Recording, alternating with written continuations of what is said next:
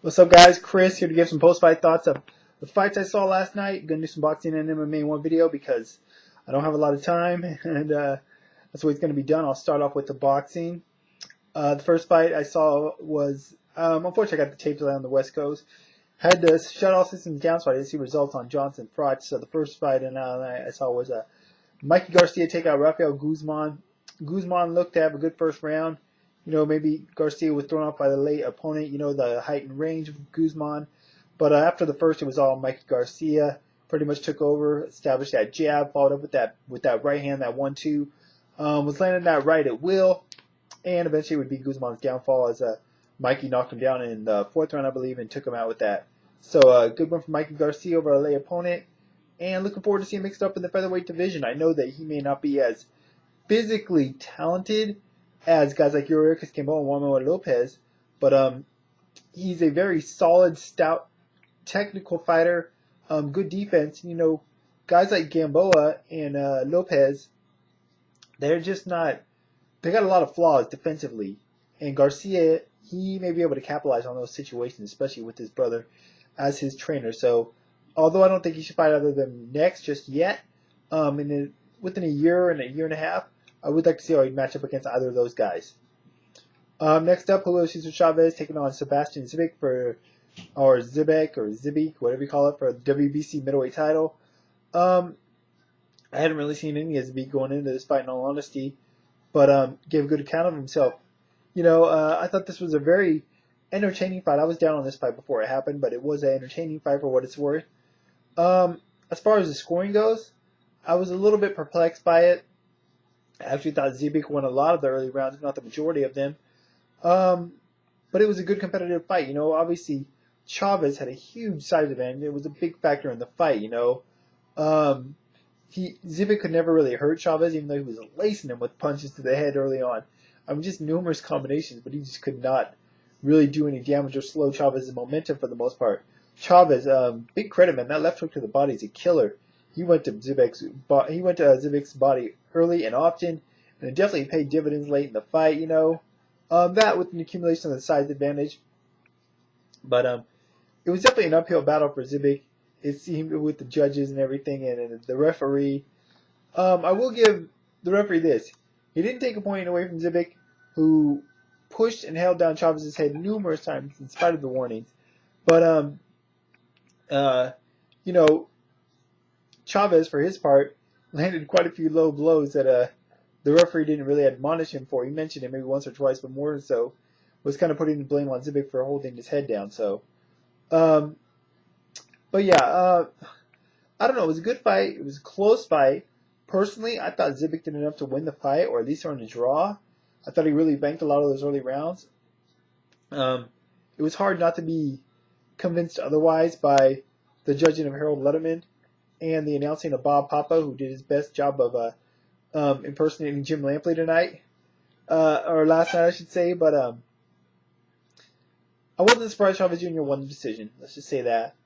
I actually give credit to the judge that had it a draw, because it's kind of going against the grain as far as the rest of the judges. But I was kind of disgusted with the 116-112 scorecard. Basically, that's 8 rounds to 4, I believe.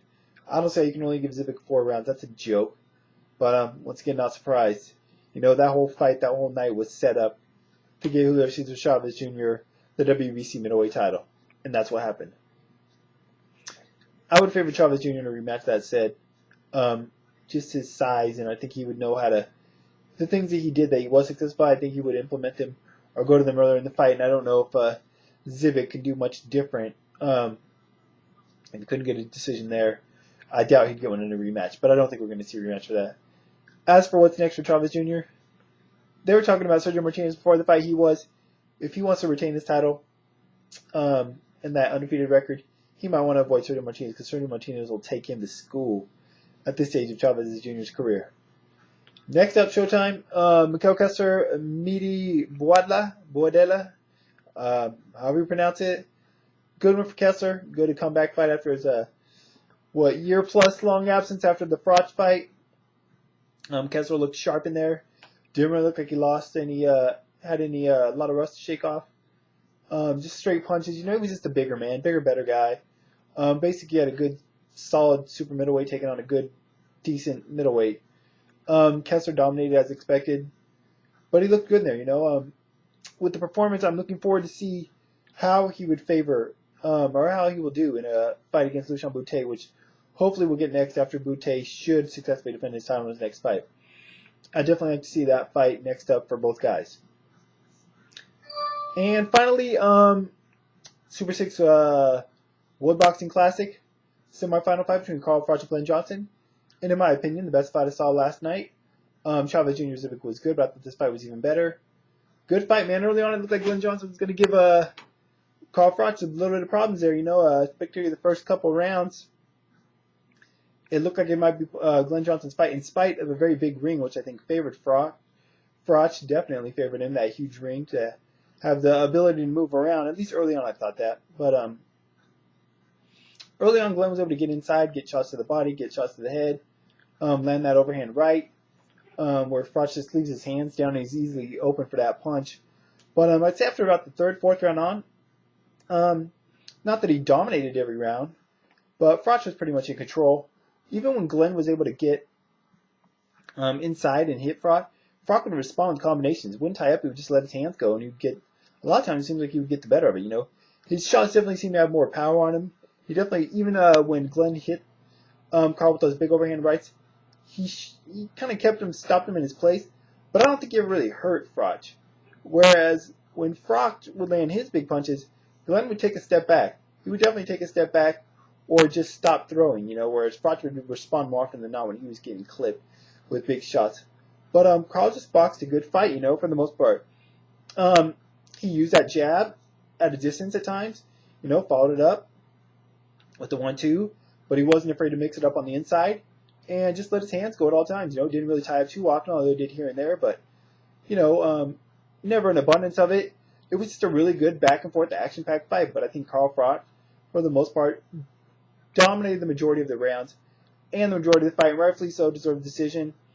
I wasn't digging the 114 scorecard. I was glad Carl mentioned that afterwards about the judge. I agree with him. I don't think that there was a draw. But it was a good competitive bout for the most part. And I'm definitely looking forward to seeing Carl Froch in the finals against Andre Ward. I think that's a fight that a lot of people wanted to see. I think it's the best case scenario. In spite of all the dropouts in this tournament, I think in the end we're going to get what could possibly be the best matchup. Maybe not the best fight of the tournament, which I think Froch Johnson will be the best fight of the tournament, entertainment-wise, but Froch Ward should be an intriguing bout, a competitive bout, and I think it's a bout where you can make a case for either guy. Not really going to get into who I think is going to win now and why, but just the way everything worked out, I think it's for the best, because imagine if Kessler would have got to the finals instead of Froch. We already saw that fight, so we don't want to see that against Ward. Froch Ward is the fight, and I'm really looking forward to that fight down the road. As for Glenn Johnson, I don't think he should necessarily retire. There's a lot of fights out there. It depends on what weight he wants to fight at, 168 or 175. Darrell, Abraham. I would love to see. That's what I would love to see, a consolation bout. Third place bout between Arthur Abraham and Glenn Johnson. I think that'd be awesome. Not going to get it, but I would love to see it. But who knows? Arthur Abraham needs an opponent. Maybe he'll fight Glenn Johnson. I doubt he takes on someone that tough, but it'd be great if he did. But yeah, that's it on that. One of your guys' thoughts, boxing fans, on what would you score Chavez versus Zbik? How'd you have it? What you think next for Mikey Garcia? What do you think about Kessler Bute? Who'd you favor in that fight if it happened next, and why? And of course, want to hear your thoughts on the Froch Johnson fight. How'd you score it? What were any thoughts on Froch Ward moving forward, and what would you like to see next for Glenn Johnson? Time to get in these MMA thoughts real quick. I'm not going to talk too much about it. Hold on, some good music was playing on the TV, now some bad music is. I don't want to hear it. Ultimate Fighter 13. I don't got a lot to say about a lot of the fights, in all honesty. I'll talk about this more on the Science and Violence radio show coming up real quick. But the fights that did stand out, George Roop stopping Josh Grigsby. Josh Grigsby is the guy that was supposed to challenge for Jose Aldo's featherweight title earlier this year. Now he's facing 2 back-to-back defeats. Just man, it's going to be hard to see how he rebounds from this 2 devastating losses in a row at such a young age. But good win for George Roop. The other fights I want to talk about real quick, Anthony Pettis, Clay Guida. Man, Anthony Pettis. Got to work on that takedown defense, man. Let me say this. Credit to Clay Guida for the win. it was a boring fight, man. Clay Guida used to be a really exciting fighter. Maybe that wasn't for his best interest in his career. Now he's become more of a boring fighter. He's doing better in his career, but he's more boring. And it's not just because he takes guys down. It's because he holds them. He doesn't even look to do a lot of damage. He'll just hold you and do these shoulder punches and just grab and hold and, ride out. I don't know, man. It's just not exciting. I mean, there was no way I would have thought this was going to be a disappointing, not exciting fight. And it turned out to be that. So, but either way, it's a good win for Clay Guida. I don't think he deserves a title shot after this win necessarily, even though Pettis was supposed to have one and he beat Pettis.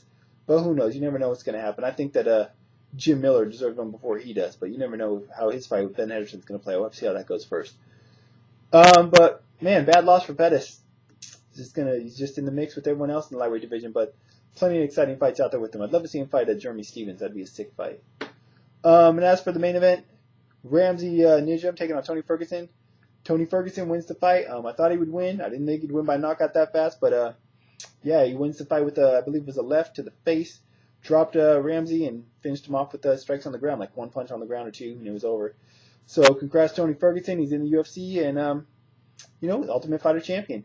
Good win for him, and looking forward to see how his next couple of years plays out for him. That's it though. One of you guys, MMA fans, sorry if I didn't go over more bouts, but I'd like your guys' thoughts on the event in general, and which fights stood out to you. What did you think of the Guida-Pettis fight? Did you like it? Were you disappointed in Pettis' performance? Do you think it's a good win for Guida? Do you think he deserves a title shot? And, just anything else you want to talk about. Anyways, I'll be talking about these fights, all these fights and more on the upcoming Science Advice Radio Show coming up in, less than an hour's time if you're seeing this live. If not, you can always catch it on podcast or on demand. But I'll put a link to the show in the information part of the video as usual, as well as a link to my Twitter and scienceadvice.com. Be sure and check that out if you have time, please. But that's it for now, guys. Until next time, I'm out.